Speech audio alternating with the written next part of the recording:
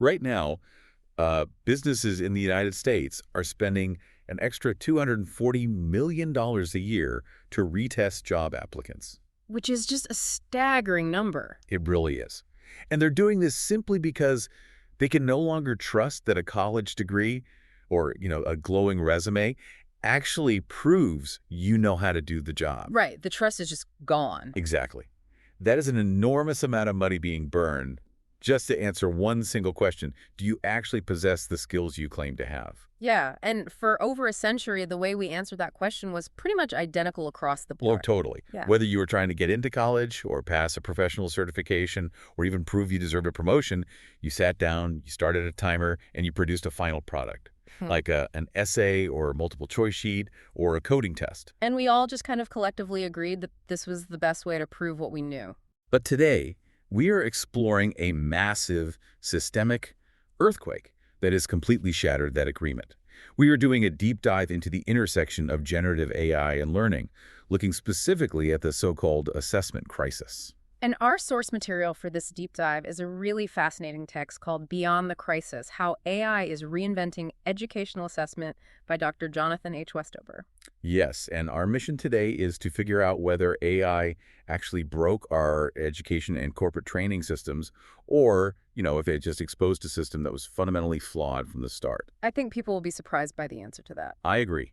More importantly, we're going to look at how this completely changes the way you, the listener, will learn and prove your skills in the future. Okay, let's unpack this, because to understand where we're going, we really have to look at the sheer panic of where this started. Oh, the panic was very real. It really took hold in late 2022. The arrival of ChatGPT felt like an overnight catastrophe for educators and employers everywhere. I remember it. Everyone was just freaking out. Completely. Almost instantly, these AI systems were producing perfectly structured essays that were just indistinguishable from human student work. Wow. Yeah, and they were solving complex mathematical problem sets. They were generating functional software code that sailed through automated testing platforms without a single hitch. So the immediate reaction across higher education and corporate learning was basically a frantic scramble to turn back the clock. Like, universities tried to force everyone back into these heavily proctored in-person examination halls. Right, and they rushed to buy all those AI detection tools to scan every single submission. Which turned into its own total disaster, because those AI detection tools proved to be wildly unreliable. I mean, they were generating massive amounts of false positives. Accusing honest people of cheating. Exactly, which completely destroyed institutional trust. Yeah. And meanwhile, they were completely missing the more sophisticated ways people were actually utilizing the AI. Well, Dr. Westover's text proposes a totally different lens on that early chaos. The core thesis here is that AI didn't actually break assessment. It broke the economics of inadequate assessment. Okay, that's an interesting way to phrase it. Break that down for us. To wrap our heads around that, we have to look at how the testing industry defines a quote-unquote good test. They use two concepts: construct validity and authenticity. Okay. Construct validity basically asks, does this test actually measure the specific skill it claims to measure? And authenticity asks, does this test mirror the real world? Right. Does it actually look like the job you'll be doing? Exactly. And for decades, our traditional tests sacrificed both of those things for the sake of standardization and scalability. Relying on a timed essay to prove, a subject is like judging someone's driving ability by having them write a 500-word paper about a steering wheel. Oh, that is perfect. Right. We only did it because buying everyone a car to take a real driving test was just too expensive. That analogy captures it perfectly.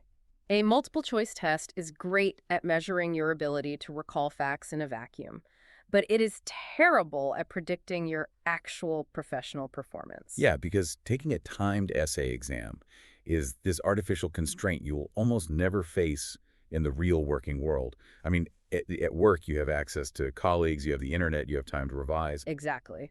Those methods were never good measures of deep learning or complex problem solving. They were just cheap. They were incredibly easy to grade at an industrial scale. So when AI came along and instantly mastered the ability to write a coherent argument or solve a well-defined problem, it didn't destroy a perfect educational system. Not at all. It just completely automated our cheapest, most flawed proxy for evaluating human knowledge. And because our entire educational and corporate infrastructure was built on that cheap proxy, its sudden collapse isn't just some abstract debate for academics. No, it is tearing through budgets and causing widespread burnout right now.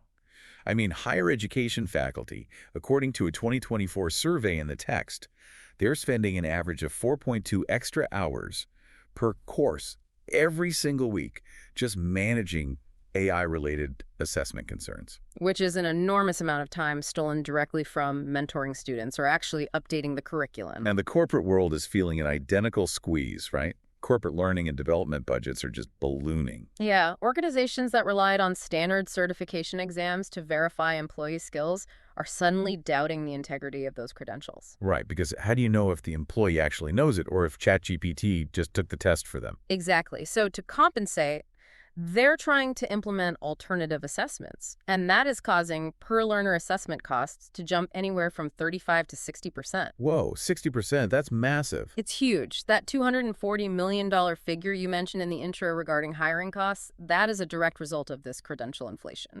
Because employers have to spend dramatically more time and money conducting their own bespoke screenings. They just want to avoid hiring mistakes because they don't know if the certification that you're looking at was earned by a human or generated by an algorithm. Yeah, and if we connect this to the bigger picture, this isn't really a crisis of cheating. It is a crisis of trust and signaling.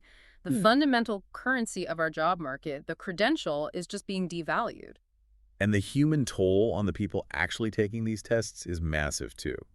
The text highlights a study showing that 47% of undergraduate students are anxious and genuinely confused about AI policies. Which is totally understandable. Yeah, they don't know where the line is between using a helpful tool and committing an academic integrity violation. And that creates a really quiet but profound equity issue. Oh, absolutely. Privileged students who generally have more social capital and better access to institutional norms, they navigate these ambiguous AI rules much more effectively.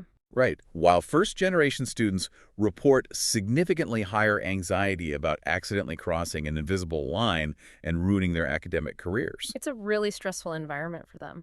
But wait, I have to push back here on behalf of the listener. A lot of people are probably thinking, if a student or an employee is outsourcing their work to AI and getting a great result, aren't they just being efficient? It's a fair question. Right. I mean, if an AI can do the job in the real world, why does assessing the human even matter anymore?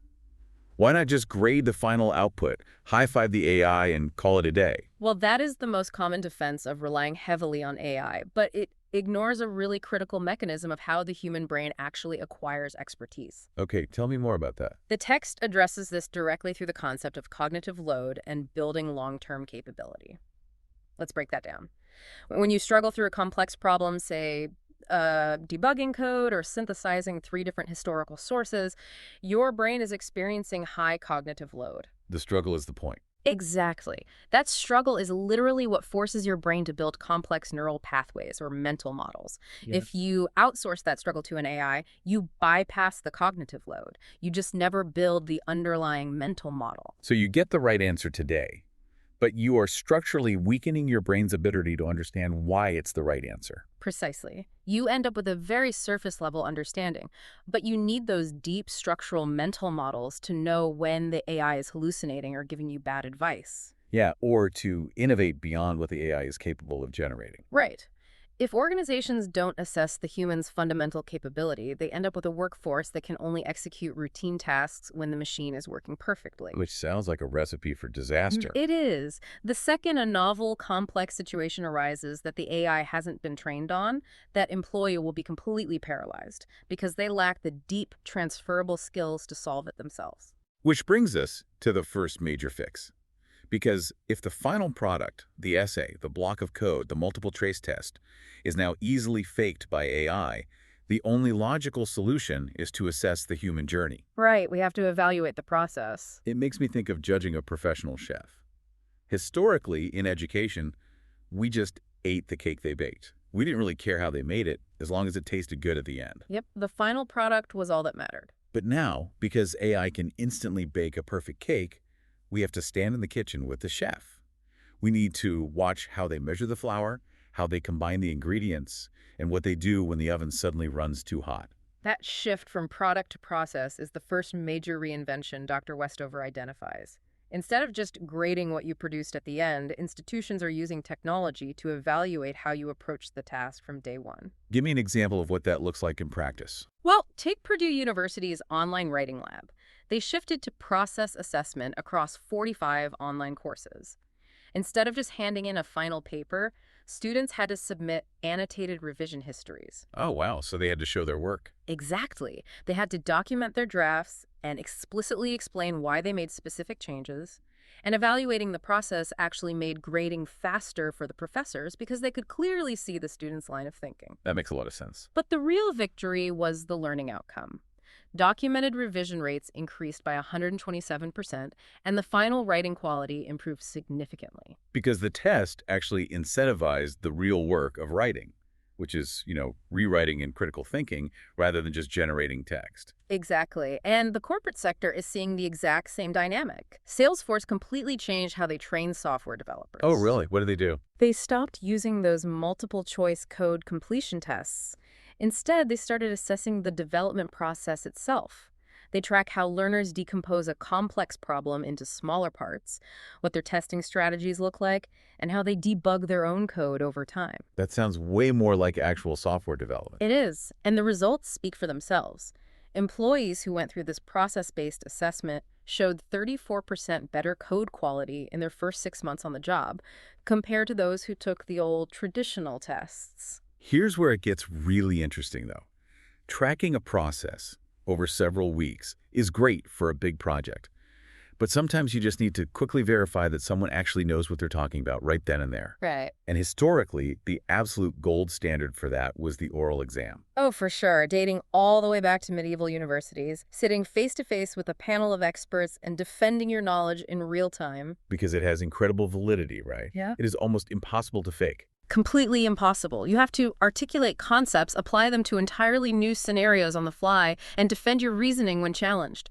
But having human faculty conduct one-on-one oral exams for thousands of students or employees is just financially impossible. Until generative AI voice agents came along and fundamentally altered the economics of the oral exam.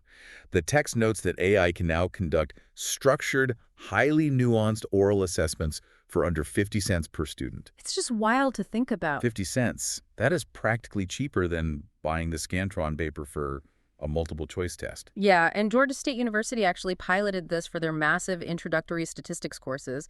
Students would complete their problem sets and then hop on a 10-minute audio call with an AI oral examiner to explain their solutions. Wow, stats is tough too. What did the AI ask them? It would ask them to justify their methodological choices and interpret the real-world implications of their results. And the pass rates on the subsequent cumulative exams actually went up by 18%. That is incredible. Deloitte is doing something similar for their analyst development program. Instead of having analysts write up a lengthy case analysis, they do a 15-minute oral defense with an AI agent that probes their understanding of financial concepts and regulatory frameworks. And I imagine that saved them a ton of money. Oh, Deloitte reduced their assessment administration costs by 40%, plus the AI oral exam predicted actual on-the-job performance significantly better than written tests. Okay, I understand the economic value, and showing your work is undeniably better than multiple choice. But I have to say, an AI grilling you in an oral exam sounds absolutely terrifying for the listener. It does sound intimidating for sure. Right. If I'm taking a test, a cold, calculating machine interrogating my answers feels like a recipe for a panic attack. Doesn't this just skyrocket test anxiety? Well, that assumption makes complete sense, but the data flips it entirely on its head. Research indicates that students actually report lower anxiety with AI examiners than they do with human faculty. Wait, really? How is that even possible? Because the AI doesn't judge your inherent worth the way a human might.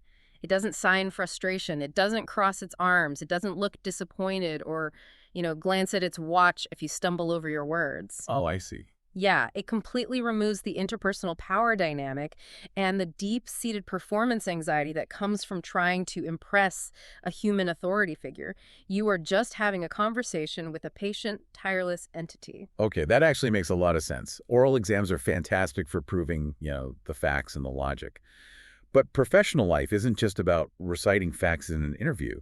How do we prove that someone can actually handle messy, real-world human interactions? Right, because the real world isn't a multiple-choice question. Exactly. And because if AI can do the oral exam, it can probably simulate the chaos of real life, too. What's fascinating here is how AI is actually making assessment more human and more authentic through something called AI personas. Okay, AI personas, what are those? Yeah. Well, if you want to assess how a nursing student handles a difficult patient, or how a corporate manager handles a defensive employee, you historically had to hire professional actors. Which sounds very expensive.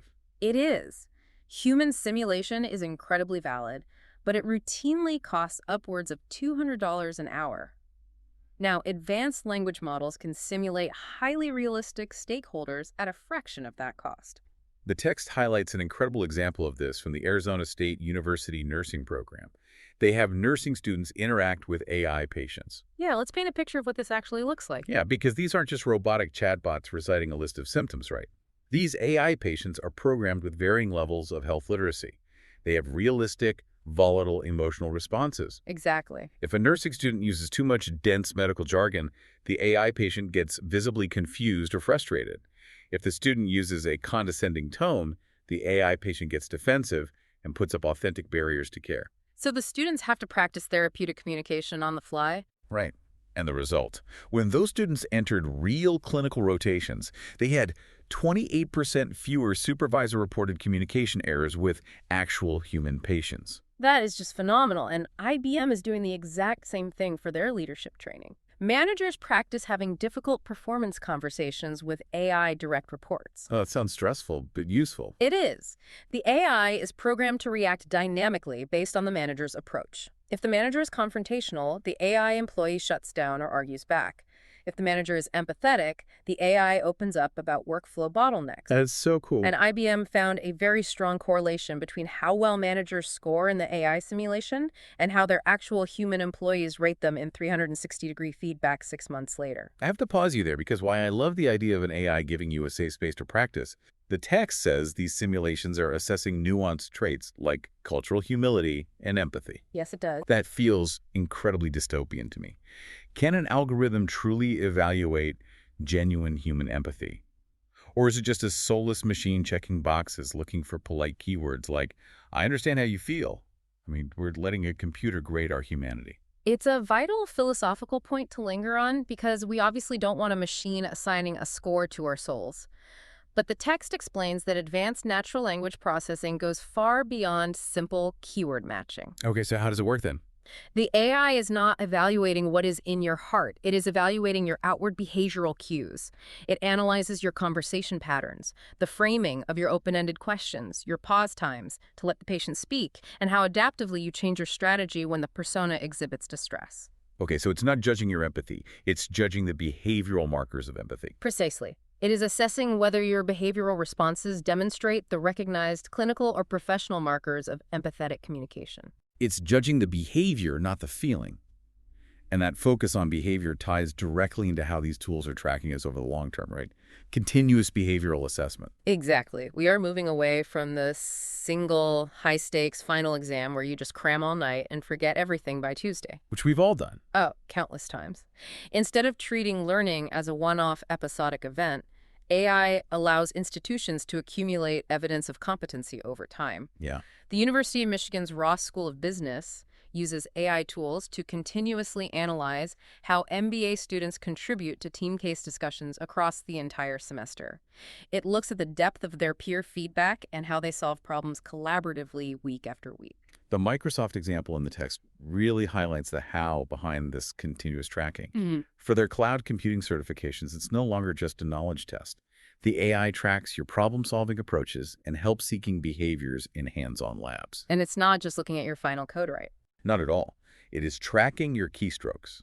It is measuring how much time you spent staring at an error message.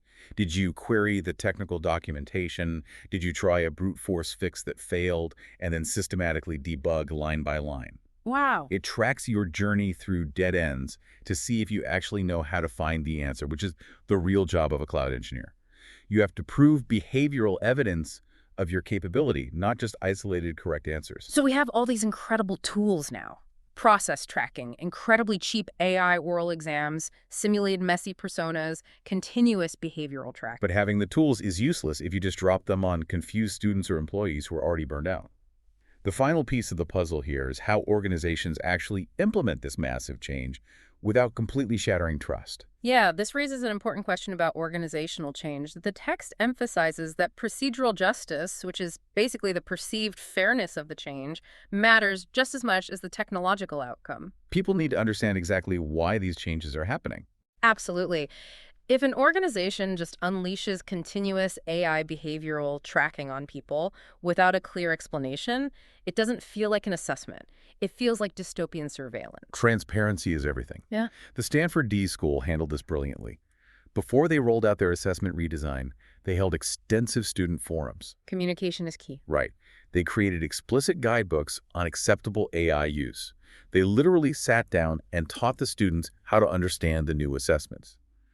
As a result, 89% of the students understood exactly why the change was happening, and academic integrity concerns actually decreased. PricewaterhouseCoopers saw the exact same success in the corporate sphere. When PwC redesigned their professional development assessments, they didn't just send out a memo, they treated it as a massive organizational transformation. What do they do differently? They ran communication campaigns, set up feedback loops, and provided resources to actually help employees succeed in the new format. Programs that utilized this robust communication saw 60% higher learner satisfaction and 40% better completion rates. It really comes down to shifting the entire culture of testing, moving away from just sorting and ranking people, which the text calls assessment of learning, and moving toward actually helping people grow, which is assessment for learning. That is the most profound cultural shift AI enables. Look at the Cleveland Clinic. They replaced one-time high-stakes medical certifications with ongoing AI-enhanced clinical scenarios. Oh, that's incredible. Their doctors are continuously practicing and getting personalized feedback on their diagnostic reasoning. It's about maintaining competency over time and learning from mistakes in a safe environment, rather than cramming to prove you're an expert once every 5 years. And it actually worked. Yes, the result of that shift was higher adherence to evidence-based practice and fewer adverse patient outcomes. So what does this all mean? When we look back at our original mission for this deep dive, it is clear that AI didn't destroy assessment.